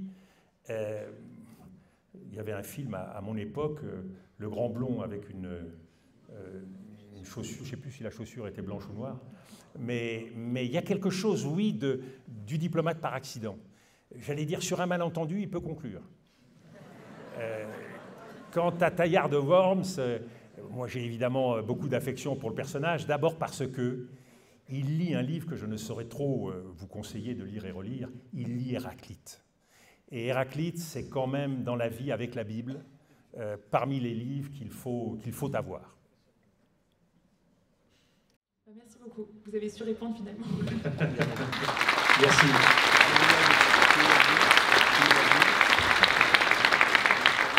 Donc on va passer à notre troisième partie qui est refonder la République. Quel projet pour demain? En s'attardant tout d'abord sur votre vision des institutions, et en 2008, vous signez le dernier volume de votre trilogie sur le règne de Napoléon. Ce sont des ouvrages historiques avec une réflexion sur la détention du pouvoir. Et vous y décrivez l'ascension napoléonienne et son hyperpuissance, mais vous montrez aussi la fragilité d'un régime qui repose sur un seul homme. Est-ce que c'est dans ce livre, en fait, c'est une critique sous-jacente du fonctionnement semi-présidentialiste de la Ve République? C'est une critique très directe d'un héritage, oui. Et je pense que nous sommes à la fin. Et pour être franc avec vous, je pense que 2027 marquera la rupture. Je pense que tout candidat qui serait désireux de se revendiquer de la verticalité a du plomb dans l'aile. D'une manière générale, on peut s'interroger sur la possibilité de tout candidat ayant de près ou de loin participé à l'aventure macronienne d'avoir une chance. Après tout, si la logique du bilan compte, je pense qu'à un moment donné, il faut s'interroger. Donc oui, je crois que la verticalité et cette logique qui consiste à se ressourcer à chaque fois, soit sur le champ de bataille, soit sur le champ de la communication, est erronée. La seule logique de bataille qu'on peut accepter en politique, c'est celle qui conduit à se ressourcer avec le peuple et donc sur le terrain en marquant des points. Et vous voyez, l'un des fardeau que porte la France, c'est presque psychanalytique, je parlais d'occultation, de mensonges. Dans toutes les familles, quand il y a beaucoup d'occultation et beaucoup de mensonges, à un moment donné ou à un autre, vous avez des enfants qui en payent le prix. Et alors après, on s'étonne, ils ont des absences, ils ont des comportements bizarres. Forcément, oui, ça pèse. Eh bien, dans le cas de la France, il faut que nous sortions de ces occultations et de ces mensonges, et donc de cette verticalité. Donc moi, je suis pour qu'on libère le président de la République. Il faut le libérer parce qu'il est enchaîné à cette verticalité, cette solitude, et il est enchaîné au jeu partisan. Et c'est quand même assez ubuesque de voir sous la Ve République que le président de la République est victime du régime des partis. Le président de la République, il ne devrait pas dépendre des partis politiques. On voit qu'aujourd'hui, en l'absence de majorité, il est complètement paralysé parce que le jeu des partis ne lui permet pas de s'appuyer sur le parti dominant qui lui servait de point d'appui. Donc je suis pour que le président de la République retrouve de la hauteur, redevienne l'arbitre, mais pas seulement l'arbitre, le garant des institutions et l'inspirateur du jeu politique. Vous savez, ça fait beaucoup de choses dans une journée. Aujourd'hui, il n'est pas l'arbitre, il n'est pas le garant, et il est un inspirateur défaillant. Aucun homme politique ne peut dans la durée, et certainement pas sur 2 mandats, se passer de quelques succès. Et c'est aujourd'hui ce qui fait défaut. En conséquence de quoi, libérer le président de la République de cette logique partisane. On n'élit pas un Premier ministre. Depuis 2007, nous avons eu 3 Premiers ministres présidents. Nicolas Sarkozy, qui aurait pu faire un bon Premier ministre s'il y avait eu un bon président. François Hollande, bon, je ne sais pas dans cette assemblée s'il y a beaucoup de fans, mais il a aussi pratiqué la fonction de Premier ministre président. Et Emmanuel Macron, c'est une évidence. La Start-up Nation, ça relève évidemment pas du champ présidentiel. Donc, il faut, oui, enfin que nous nous dotions d'un président et que nous retrouvions le lignage de la Ve République, d'un président au-dessus des partis, et qui soit élu sur la base non pas de « je suis le meilleur battleur pour conquérir le pouvoir », mais, autre question beaucoup plus importante, « je suis, ou il doit être, celui qui sera le plus à même de redresser la France et le plus à même d'exercer le pouvoir ». Et à la fin, vous voyez, ce n'est pas le même trombinoscope. Ce n'est pas les mêmes images que vous avez, parce que les gens sont pleins de qualités, mais ils n'ont pas forcément les qualités pour faire un bon président. Et on se trompe de casting. Si vous êtes chef de casting et qu'on vous demande un petit gros pour faire la vedette du French Lover, et que vous prenez quelqu'un de longiligne qui ne correspond pas au casting, vous vous faites engueuler. Ben, en politique, on répète à chaque fois la même erreur, et à chaque fois on a la même déception. Mais j'allais dire, c'est écrit. Il n'y a aucune surprise. Ça ne pouvait pas bien se passer. Parce qu'au départ, nous avons recruté des présidents sur des qualités qui ne sont pas celles des présidents. Alors le dynamisme de Sarkozy, la pile Wonder, c'est très bien, mais c'est pas fait pour l'Élysée. Ça ne tient pas à l'Élysée, ça casse tout. L'Élysée, c'est une maison fragile, et la France aussi. Donc il faut beaucoup de respect, de connaissances, d'histoire, de logique d'équilibre. Et Emmanuel Macron, de la même façon, s'est retrouvé comme un éléphant dans un jeu de quilles. Vous venez de parler d'un président qui devrait être au-dessus des partis. Eh bien justement, il semble que dans le paysage politique actuel, on assiste à une baisse de la pertinence du clivage gauche-droite, qui est de plus en plus brouillé, notamment avec la création du mouvement En Marche par Emmanuel Macron. En avril 2025, l'Humanité vous a décrit comme l'homme de droite préféré de la gauche. Est-ce que pour vous, le clivage gauche-droite a encore un sens ? Est-ce qu'il faut s'y tenir par fidélité ou le dépasser au nom d'une exigence d'efficacité et de cohérence ? Alors le clivage gauche-droite a beaucoup vieilli parce que le monde a beaucoup changé. Et que le temps où la gauche pouvait revendiquer le monopole de la défense des plus défavorisés, et c'est vrai que Lionel Jospin incarnait bien cette gauche, donc la défense, un souci de justice, une certaine idée du jeu institutionnel, par opposition à une droite qui était plus éprise de l'ordre républicain que véritablement ouverte sur les questions sociales, même s'il y avait un gaullisme social, Philippe Séguin et d'autres. Donc je crois qu'il s'agit aujourd'hui de retrouver un clivage, de retrouver une différence. Il n'y a pas de démocratie qui ne puisse être fondée sur un choix. Et de ce point de vue-là, l'idée du « en même temps », c'est « ôte-toi que je m'y mette ». Et il n'y a plus personne en face de moi, si ce n'est les diables de l'extrême droite, avec quelque chose de très peu démocratique. Par définition, l'intérêt d'un responsable politique, c'est d'avoir un adversaire qu'il respecte et avec lequel il puisse se confronter, par le jeu des idées, par le jeu des propositions, par l'action. Donc, je crois qu'il est urgent de revenir à un clivage. La question, c'est où se situe ce clivage ? Alors, on voit que sur les questions de société, il y a des clivages très, très prononcés qui sont possibles. Sur les questions économiques, il y a, à mon sens, un vrai clivage très profond qui peut renaître et se réaffirmer entre ceux qui sont dans la logique de privilégier ceux qui font, privilégier les entrepreneurs, privilégier le travail, et ceux qui sont au contraire très soucieux de la répartition des richesses entre travail et capital. Donc là, il y a deux visions de l'équilibre de la société et des sacrifices qu'on doit faire pour la collectivité. Donc je pense, oui, qu'il faut réactiver. Mais je pense qu'aujourd'hui, surtout, il faut montrer que la politique peut changer la vie des Français, que la politique peut changer et contrarier le réel. Aujourd'hui, le drame, c'est la défiance et l'impuissance. On a le sentiment que, quel que soit le responsable politique, aucun d'entre eux n'est capable de modifier les choses. Et c'est là où il faut partir du point de départ, c'est de l'instrument politique. Vous savez, un champion automobile sans voiture, il ne va pas loin. Un coureur cycliste sans vélo, il ne va pas loin. Un joueur de tennis sans raquette, il ne va pas loin. L'homme politique, le problème, c'est que sa raquette, elle est profondément percée. Et sa bagnole, très défaillante. Donc il faut retrouver cette idée. Je ne sais pas très bien ce que le maillot de bain va faire dans l'affaire, la mouette peut-être. Mais fondamentalement, je crois que c'est ça qu'il faut remettre sur l'échiquier, se redonner un outil, retrouver des sujets de débat et d'affrontement politique au sens noble du terme qui permettent de réactiver le débat démocratique et à partir de là, refonder cette démocratie et refixer un cap à cette démocratie. Un sujet qui déchire beaucoup et où les Français se déchirent, c'est le sujet de l'immigration. Et vous avez affirmé qu'à ce sujet, qu'il faut faire ce qui doit être fait. Encore faut-il le faire avec les moyens dont on dispose. Et donc vous pointez ici une forme d'impuissance structurelle de l'État. Est-ce le symptôme d'une gestion plus politique que pragmatique de ce sujet de l'immigration ?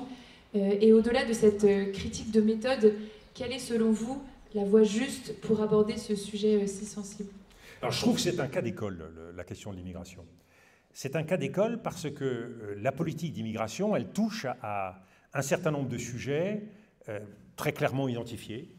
La question du retour des immigrés illégaux, des OQTF, qui est une question d'abord diplomatique. Elle touche la question de l'intégration, qui est d'abord une question sociale, question de mixité, question de ghettoisation, question d'égalité des chances. C'est une question qui touche à des choix démographiques nationaux. Quel est l'équilibre qu'on veut avoir entre une démographie qui tombe et une population qui a aujourd'hui un certain nombre de besoins économiques et qui doit trouver des populations pour le faire? Qu'est-ce que fait l'agriculture si elle n'a pas de bras de façon saisonnière? Qu'est-ce que fait l'hôtellerie? Qu'est-ce que fait le bâtiment? Comment recrute-t-on? Qu'est-ce qu'au fond les services à la personne, qui sont très largement dépendants de cette immigration? Qu'est-ce qu'au fond un certain nombre de nos services publics? Je pense aux hôpitaux. Donc, fondamentalement, nous ne regardons pas l'immigration à travers une logique de politique publique, c'est-à-dire d'action, par méconnaissance de l'État, et puis parce que c'est difficile. C'est tellement plus facile de voir ça par le biais de la polémique et de l'idéologie. Foutez-les tous dehors, y en a marre, vous allez voir ce que vous allez voir, moi je vais faire voter une loi qui... C'est des logiques de matamor.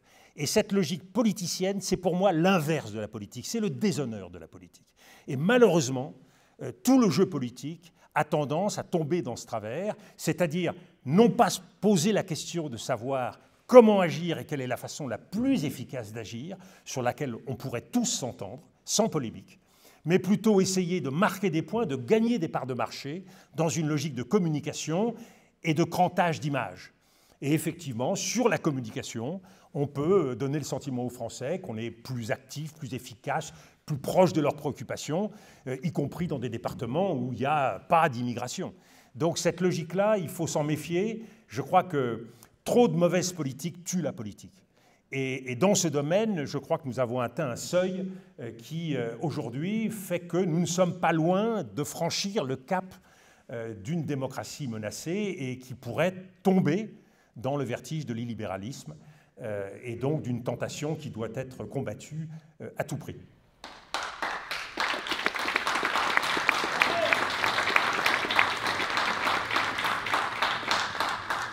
Justement, dans le contexte de l'immigration, vous avez appelé à une meilleure coordination entre le ministère de l'Intérieur et celui des Affaires étrangères, deux postes que vous avez occupés. Dans cet esprit, vous avez mentionné l'Italie comme exemple de coopération renforcée avec les pays d'origine. Le modèle défendu par Giorgia Meloni, fondé sur des partenariats stratégiques avec l'Afrique, vous paraît-il pertinent pour la France ? Il est très intéressant. Il faut toujours se poser la question de savoir pourquoi d'autres réussissent mieux là où nous ne réussissons pas.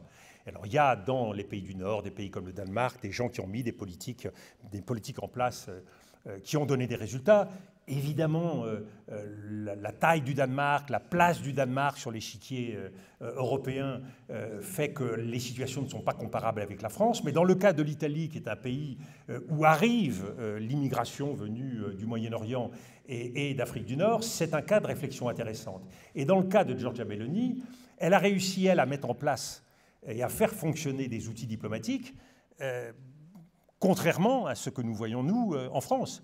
Et c'est pour ça que je m'en suis pris avec une certaine verdeur auprès du ministre de l'Intérieur, parce que faire la politique du pire vis-à-vis de certains pays d'Afrique du Nord, ça ne nous aidera pas à faire rentrer des OQTF dans ces pays. Giorgia Meloni, elle, a les meilleures relations possibles avec l'Algérie, comme avec l'ensemble des pays de l'Afrique du Nord. Et le résultat, elle a un taux de retour des OQTF supérieur au nôtre. Donc il n'y a pas de mystère. Et c'est pour ça que je le dis bien, la logique du bras de fer, la logique du matamor, la logique du 20h de TF1, ou d'ailleurs, ou tout autre 20h, c'est une logique de communication, ce n'est pas une logique de politique publique. Et ça, je trouve que c'est absolument dangereux, il faut que les Français ouvrent les yeux, parce que dans le fond, quelle est la vérité derrière tout ça? C'est qu'il y a dans la politique de plus en plus de gens qui prennent les Français pour des cons. Et ça, il faut le leur dire. Il faut que les Français, les écailles, leur tombent des yeux. On les prend pour des gogos. Et nous verrons ces gens-là élus qu'ils seront incapables de changer la réalité et qu'ils continueront à pérorer sur des mesures incroyables. Alors, un jour, ce sera Saint-Pierre-et-Miquelon, le lendemain, ce sera autre chose. Mais on est en absurdie. C'est à qui sortira la connerie la plus importante qui détonnera dans le paysage et surprendra l'opinion publique. Je crois qu'il faut que la politique atterrisse. La politique, ce n'est pas l'art de dire n'importe quoi. Bien, vous avez l'air bien affirmatif et je pense qu'il y a une question que tout le monde se pose puisque vous multipliez en ce moment les interventions médiatiques et donc les 20 heures à la prise et les prises de parole en public. Quel est le sens de cette présence accrue dans le débat et s'agit-il de préparer le terrain pour une candidature présidentielle? Ben, vous l'avez tous compris. On ne peut pas dire, on est collectivement dans la merde et ne pas se retrousser les manches. Donc, je le dis et je le redis, le combat doit être collectif. On ne peut pas s'en sortir tout seul, ce n'est pas un parti contre tous les autres qui va y arriver, ce n'est pas un homme seul contre tous les autres qui va y arriver. La vérité, c'est que c'est un enjeu national. Moi, je ne veux pas voir mourir la démocratie française, je ne veux pas voir mourir l'État-nation français, je ne veux pas voir mourir la République française. Et croyez-moi, ce n'est pas quelque chose, à vue d'homme, à vue de votre génération, qui est totalement impossible. Nous pouvons non pas avoir un accident, mais tout simplement dérailler. Et ce que nous savons avec les populismes, dans le monde d'aujourd'hui, c'est qu'il n'y a pas forcément de ticket retour. On peut se retrouver embarqué dans une aventure illibérale qui conduirait à la vassalisation de la France ou d'autres pays européens qui soit sans retour. Parce qu'une fois que vous avez cédé sur votre souveraineté, c'est pas comme en 1940, il ne suffira pas d'avoir un général de Gaulle qui fait un discours à Londres et des résistants en France qui se battent en attendant que les Américains et d'autres viennent nous aider. Ça ne se passera pas comme ça, puisque je vous l'ai dit, la vassalisation, elle se fera tout en douceur. Et on sera tous là sur nos portables, à cliquer et à créer la prison dans laquelle on sera enfermés nous-mêmes. C'est ça le drame, c'est que c'est une camisole chimique douce qui se fera sans même qu'on s'en rende compte. On sera tous très contents, très béats, aux tables des bistrots, à gloser sur nos vacances prochaines, et on constatera que la République a fait défaut, et que ce n'est plus un sujet. Et que désormais, il faut s'adresser à Moscou ou à Washington pour savoir ce que doit faire la diplomatie française. Eh bien ça, moi, je ne l'accepte pas. Et je veux croire qu'il y a encore dans notre pays un certain nombre de gens qui ont véritablement ferré au cœur l'idée que ce combat doit être mené. Et ce n'est pas comme le combat qu'on a cherché à nous vendre sur l'économie de guerre, et tout ça paraît très loin des Français, ils n'en voient pas le début de la réalité. Ce combat-là, c'est un combat qui se fait et qui nous concerne tous. Quand on parle aujourd'hui de mobilisation face au conflit ukrainien, la vérité, c'est que nous sommes dans un monde qui de plus en plus sera un monde de guerre hybride totale, où il n'y aura pas de frontière entre la guerre et la paix, mais il faudra toujours être sur le qui-vive. Et dans ce monde-là, la défense civile fait que chacun d'entre nous aura une fonction et une mission en cas de difficulté. Ça veut dire que votre carrière aux uns et aux autres ne sera pas un long fleuve tranquille. À mon époque, on pouvait rentrer chez Péchinet, chez Saint-Gobain, à 25 ans et à 65 ans prendre sa retraite. Non. Aujourd'hui, il faut inventer sa vie, il faut inventer sa carrière, il faut l'imaginer, et c'est disruptif. Eh bien, c'est à ce monde-là qu'il faut se préparer. Et je trouve qu'en politique, on est trop dans le coup d'aujourd'hui. Il faut faire de la politique aujourd'hui en pensant à ce qui risque de nous menacer demain. Et c'est pour ça qu'il faut un type d'hommes et de femmes, à mon sens, qui relève d'une autre logique et d'une autre trempe que celle qu'on a vue se dessiner ces dernières années. Eh bien, merci beaucoup pour cet échange. Nous Merci. allons maintenant passer aux questions du public, s'il y en a.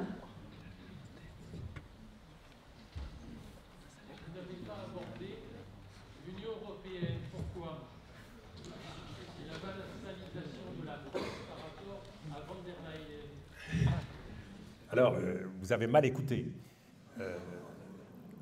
On a parlé de l'Union européenne puisque j'ai parlé de levier d'Archimède. Nous avons parlé de l'Union européenne. Alors, et j'ai parlé d'occultation sur l'Europe par rapport au référendum européen. Donc je suis bien conscient des limites de l'Europe et de la nécessité d'avoir une Europe qui est capable, elle aussi, d'affirmer sa souveraineté. C'est pour ça que les enjeux de la souveraineté que j'ai défendus pour l'État-nation, je les considère comme vrais également pour l'Union européenne. Et quand je parle du rapport Letta et du rapport Draghi, je ne parle pas du Cameroun ou de la Chine. Je parle de l'Union européenne. Et donc il faut être conscient que pour arriver à relever les défis dans un monde qui se structure aujourd'hui en néo-empire, en système ou modèles impériaux, nous devons peser. Et il est évident que ce n'est pas avec 70 millions d'habitants que vous êtes suffisamment fort pour peser dans le monde. Il faut défendre nos intérêts dans le cadre de l'Europe, défendre notre vision dans le monde, mais il faut s'armer de la puissance européenne pour pouvoir véritablement être à l'échelle du monde. Ne l'oubliez pas, les États-Unis, c'est plus de 300 millions de personnes, et peut-être quelques dizaines de milliers de plus si un jour ils arrivent à manger le Groenland. La Chine, c'est 1,4 milliard, l'Inde, c'est 1,5 milliard, l'Afrique, c'est 2,5 milliard de personnes en 2050, et ce sera 4 milliards. Et c'est pour ça que c'est une faute gigantesque que d'avoir mené cette absence de politique africaine qui a été menée tout au long des dernières années et qui a conduit à cet échec. Nous ne pouvons pas nous passer de relations avec l'Afrique, tout simplement parce que l'Afrique, c'est un atout considérable, et en termes de partage de valeurs, et en termes de partage de langues, le premier espace francophone dans le monde, et en même temps, c'est un continent qui a vocation à s'affirmer et qui a une capacité d'innovation et d'inventivité formidable.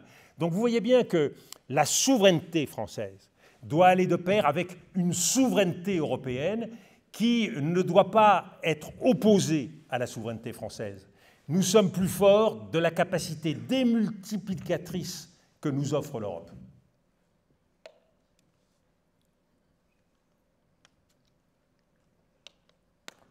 Quant à Mme von der Leyen, je m'excuse, mais je partage votre point de vue. Bonsoir, monsieur. Ici.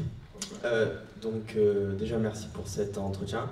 Donc vous avez dit qu'en effet il y ait un nouvel esprit politique en France, et moi je suis un peu tout ce que le français moyen déteste, c'est-à-dire je suis un peu libertarien. Donc moi franchement je crois plus du tout en l'État. Je veux dire, ça fait 40 ans, 50 ans qu'on met des brèves vraiment au pouvoir, faut le dire honnêtement, avec le premier pays qui a le plus d'interventions, avec près de 60% par exemple des dépenses publiques en France. On est le pays le plus imposé. Aujourd'hui, les entrepreneurs ne sont pas du tout aimés, par exemple, en France.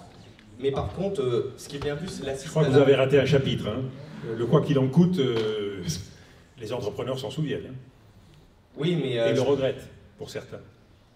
Certes, mais je parle aussi dans l'inconscient collectif en France. On aime encore trop pas assez en fait, les entrepreneurs, juste parce qu'on est le pays le plus imposé du monde. Donc, pourquoi en France, en fait, on n'essaye pas tout simplement de faire une politique beaucoup plus libérale pour voir, parce qu'on n'a jamais essayé ce genre de politique. Et moi, je ne comprends pas, parce que peut-être qu'il y a justement matière à creuser avec ce genre de politique. Alors, je pense qu'Emmanuel Macron se retournerait dans sa tombe, si vous entendez, parce que politique libérale, je crois que c'est ce qu'il a essayé de faire. Alors, on n'est peut-être pas content de ce qu'il a essayé de faire, mais enfin, néanmoins, libéralisme ou néolibéralisme, c'est malgré tout ce qu'il avait en tête. La politique de l'offre ruisselante, la politique de la Startup Nation, ça a quand même beaucoup à voir avec le libéralisme. Alors évidemment, si vous vous référez au libéralisme politique de Chateaubriand et de quelques autres, ou de Benjamin Constant, je partage votre sentiment. La confiance dans le citoyen français n'a pas été mise beaucoup à l'honneur, et nous gagnerions à recréer ce lien avec la nation et à ne pas mettre les Français sous tutelle comme on le fait trop souvent. Donc de ce point de vue, j'étais à Bruxelles hier rencontrer le patron du mouvement libéral, et c'est vrai que dans la capacité à démultiplier la dynamique d'un pays, il y a des leçons à retenir de ce point de vue du libéralisme. Ce qui est vrai néanmoins, c'est que commencer un quinquennat, comme l'a fait Emmanuel Macron, en supprimant ou en baissant les APL, et en supprimant l'impôt sur la fortune, et en se disant, pour le reste, on verra après, la justice sociale peut attendre, ça pose un problème. Ça pose un problème d'autant plus grand que les Français attendent toujours, depuis 2017, le rendez-vous de la justice sociale, et la réforme des retraites en est un exemple. Alors on peut voir effectivement l'exigence d'action, je le partage. Le problème, c'est que l'exigence d'action fondée sur la réforme, qui bénéficie toujours aux mêmes, et pas à tous, ça pose un problème. Et c'est en ça que nous avons une question fondamentale à résoudre pour reprendre le chemin de l'action et le chemin de la confiance avec les Français, c'est de rendre crédible et acceptable par tous les Français la politique qu'il faut mettre en place, y compris une politique de rigueur sur le plan budgétaire. On peut, je crois, beaucoup demander aux Français, et moi j'ai fait beaucoup d'erreurs quand j'étais aux affaires, donc je prends ma part de responsabilité, mais on peut demander beaucoup aux Français. Mais il faut repartir d'une cicatrisation nécessaire qui fait qu'ils puissent croire à nouveau dans la politique. Ce n'est pas le cas aujourd'hui. Et j'entends tous ceux qui disent on a X milliards de déficit, X centaines de milliards de dettes. Eh bien, il faut serrer un peu plus la vis et remettre le pays d'aplomb. Très bien. Mais ce n'est pas ça qui fera repartir la croissance. Vous tuerez le moteur de la croissance et vous diviserez un peu plus les Français en les mettant un peu plus dans la rue. Vous perdrez sur les deux tableaux. Et c'est pour ça qu'on a beaucoup moqué Jacques Chirac comme étant un homme qui prenait en compte l'exigence d'équilibre social et de la société. Mais je pense que c'est une obsession qu'il est bonne d'avoir. Le général de Gaulle avait été élevé à travers deux sentiments. Il y a une biographie qui le met en avant fortement depuis quelques mois. Et dans cette biographie, on met en avant ce double sentiment du général de Gaulle qu'il a tenaillé depuis son enfance, l'angoisse du déclin français, qui l'a conduit toujours à agir tous les matins au service de la France, et la grandeur, l'idée de porter plus loin la nation. Donc, le libéralisme, c'est sympathique, mais ce n'est pas une clé magique.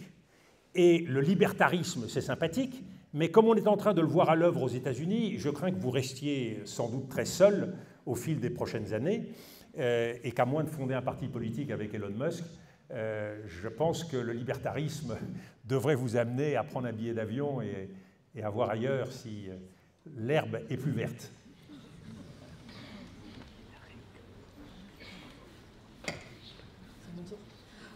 Bonsoir Monsieur le Premier ministre, merci pour ce moment, je suis là au fond. Alors je vais poser une question simple. Oui, je me méfie des questions simples. On dit de vous un homme de droite, et quand je vous écoute, j'entends un homme de gauche. Comment vous définisseriez-vous? Voilà.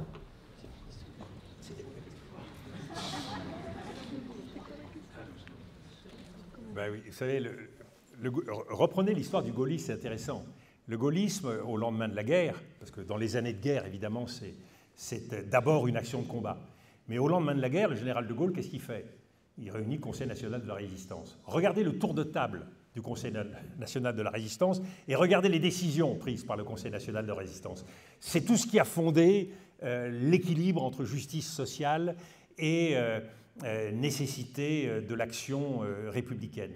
Donc, où ça se situait à l'époque sur l'échiquier politique, ce qui est certain, c'est que je pense, et encore plus après 18 ans d'exil, je pense qu'on ne pourra pas faire bouger ce pays sans une exigence très forte de justice sociale. C'est un élément absolument fondateur d'un regain républicain. La République, elle marche sur deux jambes. La justice sociale et l'ordre républicain. Si vous ne respectez pas ces deux jambes, vous avez un pays qui boite. Et aujourd'hui, il fait même un peu plus que boiter. Il est en panne, il est en souffrance. Et ce malheur français, c'est justement le malheur du déséquilibre. Et je vais illustrer ce que je vous dis par un pays qu'il est difficile en tout cas de qualifier sur le plan idéologique droite ou gauche, qui est la Chine. La Chine, on a une vision de la Chine comme simple pays autoritaire, dictature même pour un certain nombre de gens qui observent le fonctionnement du système politique chinois. Je vais vous donner deux exemples de fonctionnement de bas vers le haut du système chinois, qui montre que tous les systèmes sont capables d'inventer des respirations indispensables pour fonctionner. La Chine est le pays qui a fait aujourd'hui le plus rapidement sa révolution verte et qui est en train de prendre beaucoup d'avance dans le domaine des technologies vertes. Et j'ai vu en 15 ans la Chine littéralement sous la pression de son opinion publique, c'est-à-dire du peuple chinois, transformer le ciel de Pékin, de Shanghai et d'une manière générale la situation écologique de la Chine. C'est vous dire que quand même ces pays-là sont prêts à entendre un certain nombre de demandes qui viennent d'en bas. Et le Parti communiste sert à ça. 100 millions de membres du Parti communiste, c'est une sacrée courroie de transmission pour faire passer des messages aux élites, ou en tout cas au leadership chinois. Le deuxième élément qui est intéressant dans le cas de la Chine, c'est cette capacité en permanence à maintenir un équilibre. Quand vous regardez la façon dont la Chine, le leadership chinois, les autorités chinoises traitent la diversité du pays, eh bien, il y a constamment la volonté d'essayer de trouver un équilibre entre les provinces les plus riches et les provinces les plus pauvres, entre les élites et les catégories classe moyenne ou classe populaire. Un exemple, ce n'est pas tout à fait un hasard si Jack Ma a du jour au lendemain disparu de la scène chinoise. Ils ont voulu faire un exemple et expliquer, y compris aux plus grands chefs d'entreprise, qu'il y avait une règle et que cette règle, c'était le respect de ce qu'ils considéraient être l'intérêt général et de l'intérêt politique de l'ensemble du pays. Et c'est dire donc qu'il y a une volonté de faire respecter cette règle de l'intérêt général. Moi, je pense que au-delà de la question de la droite et de la gauche, et je vous dis, le gaullisme se situe dans une exigence qui dépasse sans doute les deux, mais il y a une nécessité, c'est de remettre l'intérêt général au cœur de nos préoccupations. Et aujourd'hui, dans le débat politique, nous sommes dans une situation tellement difficile que nous avons plus que jamais, et je ne nie pas la nécessité d'une droite et d'une gauche, mais plus que jamais, nous avons la nécessité de nous retrouver sur un certain nombre d'enjeux fondamentaux et d'agir ensemble. Et cette exigence-là, dans la difficulté, et qui n'a rien à voir avec le « en même temps ». Le « en même temps », c'est moi tout seul, je fais tout seul, et pas de débat, pas de discussion. Là, je vous parle de la capacité à rassembler des gens différents et à les faire agir ensemble avec une logique d'objectif politique, ce qui est le contrat de la coalition allemande, qui est le contrat de la plupart des démocraties parlementaires européennes, c'est-à-dire à s'entendre sur une politique qui, à un moment donné, rassemble des gens différents. Prenez le gouvernement du général de Gaulle en 1958, eh bien, vous avez des gens venus d'horizons très différents et qui se retrouvent d'accord pour mener une politique économique, une politique sociale, une politique monétaire de redressement. Donc on a besoin de mettre en place aujourd'hui et de prendre en compte cette exigence d'équilibre. Le libertarisme, c'est pousser la liberté jusqu'au point où je ne me préoccupe plus de l'autre. Aujourd'hui, on ne peut pas lâcher les deux bouts de la France, les deux bouts de l'intérêt général. Évidemment, faire en sorte que les grands patrons français, Bernard Arnault et un certain nombre d'autres, ne délocalisent pas leurs entreprises et aient toujours des raisons de rester et de produire de la richesse en France, mais en même temps faire en sorte que tous soient embarqués dans la même aventure, et y compris bien sûr les plus défavorisés. Moi, j'attends toujours la promesse d'Emmanuel Macron de faire en sorte qu'il n'y ait plus de SDF en France. Et pourtant, quand il l'a énoncé, ça ne paraissait pas absurde que de viser cet objectif-là. Quand je regarde la politique du logement en France, je me dis qu'on a raté quelque chose. C'est quand même pas invraisemblable pour un pays comme la France d'être capable de fabriquer des logements neufs et de rénover des logements anciens. Donc il y a quelque part dans l'impensé français des objectifs qui sont restés en rade et qui posent problème pour la cohésion nationale. Bonjour, monsieur de Villepin. Alors, sur Gaza, la stratégie assumée de Yahya Sinwar, Yahya Sinwar, l'ancien chef sanguinaire du Hamas, consistait précisément à maximiser le nombre de morts civiles dans la bande de Gaza pour indigner le monde occidental et isoler Israël de la scène internationale. Quand on vous écoute, on se dit que c'était une bonne stratégie. Alors, ma question est simple. Pourquoi les djihadistes devraient interpréter vos déclarations autrement que comme une invitation à sacrifier encore plus de civils? C'est très intéressant parce que quand on regarde un conflit, il faut le regarder des deux côtés. Et manifestement, il y a un côté qui vous échappe. Pourquoi ?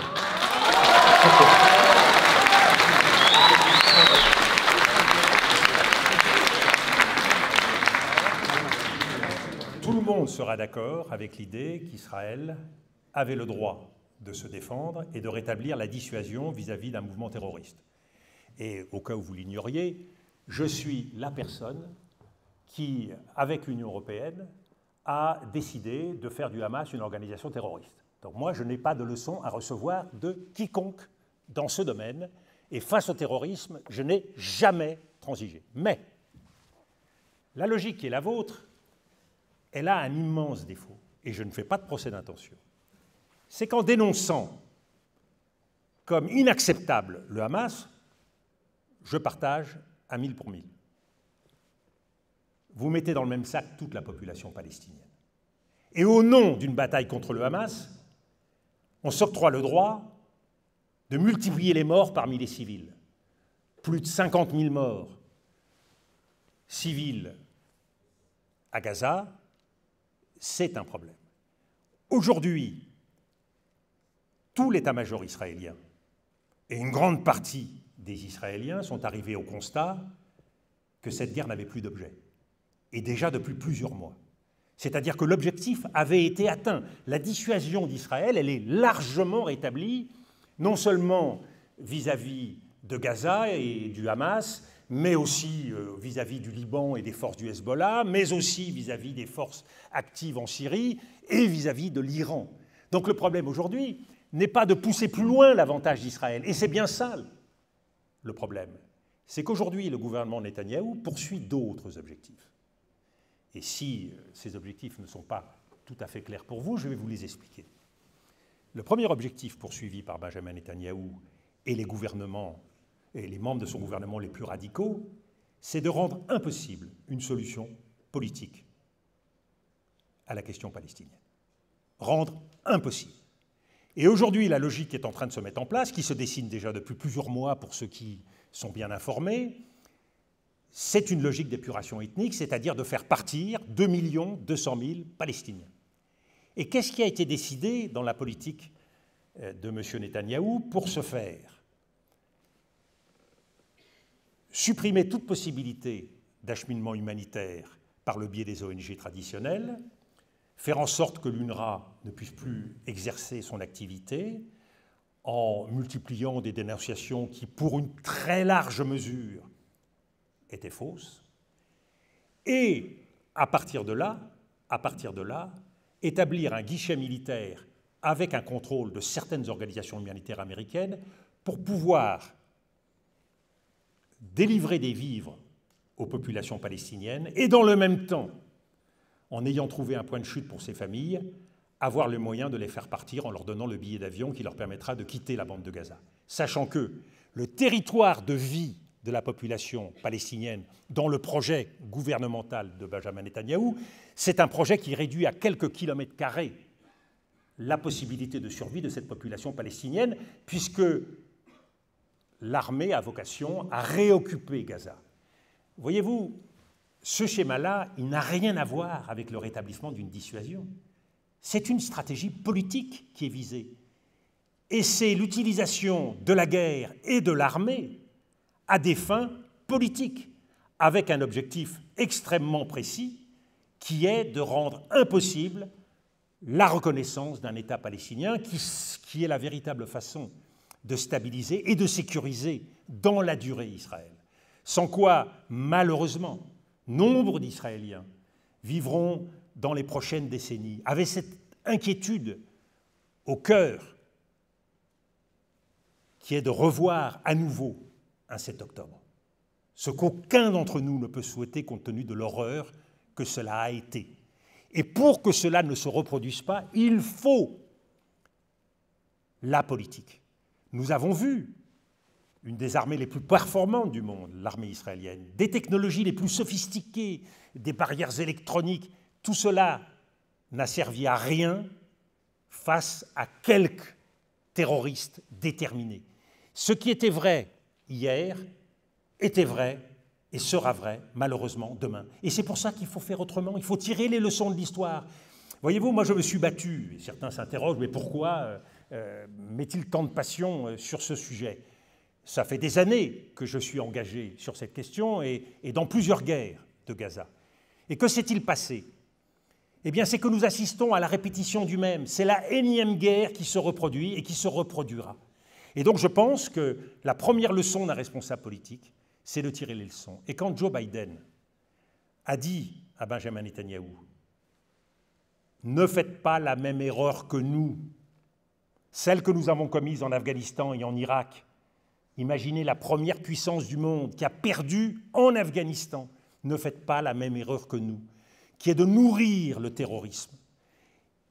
Et donc, acceptez à un moment donné de vous engager dans un processus de paix. » Et voyez-vous, Israël ne peut pas être seul contre le monde entier. Et c'est en ça que nous avons, nous, vocation à apporter une garantie indéfectible à la sécurité d'Israël. Mais regardez aujourd'hui comment Donald Trump est amené à prendre ses distances par rapport à Benjamin Netanyahou. On l'a vu en Syrie, on l'a vu dans l'accord séparé que les États-Unis ont signé avec le Yémen, on a vu la négociation directe que les États-Unis ont fait avec le Hamas pour libérer leurs otages. On le voit dans les négociations directes que les États-Unis engagent sur l'Iran pour trouver une solution, alors que bien évidemment nous savons tous que Benjamin Netanyahou aimerait pouvoir éliminer le risque nucléaire par une action directe militaire. Je crois qu'à un moment donné, il faut ouvrir les yeux. Ce qui me rassure, c'est qu'en aucun cas je vous dirais qu'il s'agit des Israéliens dans leur ensemble. Je vois les manifestations tous les jours qui ont lieu en Israël. Et c'est pour ça que je crois qu'il ne faut pas faire la généralisation que vous faites. Hamas égale palestinien égale terroriste. Peu ou prou, c'était la logique derrière votre raisonnement. Et je pense qu'il ne faut faire cette logique d'addition et d'essentialisation, ni vis-à-vis des uns, ni vis-à-vis des autres. Et si vous ne l'avez pas faite, pardonnez-moi, et tant mieux.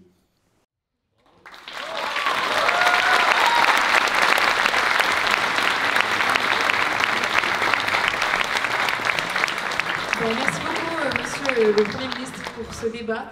Et vous êtes tous invités à nous rejoindre après pour un cocktail dans le HDP aux Deux Places. Merci à tous.